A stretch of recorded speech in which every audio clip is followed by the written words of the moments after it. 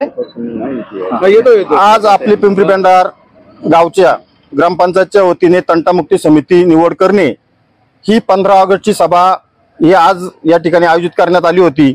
तशी पाहिली तर ही तर खूप सभा होती। 10चा टायमिंग होता, 10:30 वाजता प्रत्यक्षात मीटिंग सुरू झाली। 8 ग्रामस्थ या सभेसाठी अध्यक्ष म्हणून उपस्थित इच्छुक होते। त्या 8ही सदस्यांना 5 मिनिटाचा वेळ देण्यात आला। सरपंचांनी त्यांना 5 मिनिटाचा अध्यक्ष नात्याने वेळ दिला की तुमच्यात जाऊन विषय संपून टाका, एक उपाध्यक्ष नेमा।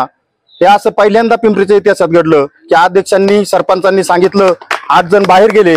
8 जणांमधून गणेश पोटे यांचं नाव तंटामुक्ती अध्यक्षपदी 8 जणांनी ठरवलं आणि चंद्रकांत कुटे हे उपाध्यक्षपदी ठरवलंय।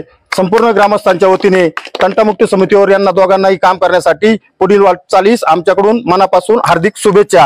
हे काम करत असताना गेल्या वर्षाचे तंटामुक्ती समितीचे अध्यक्ष माननीय रोहनभाऊ कुटे यांच्याही कमिटीने चांगले काम केलं होतं। त्यांनी संपूर्ण गोषवारा आपण वर्षभरात काय काय काम केलं, कसं कसं काम केलं, कोर्टातल्या केसी कशा थांबवल्या, पोलीस स्टेशनच्या केसी कशा मिटवल्या याचाही माहिती या ठिकाणी देण्यात आली।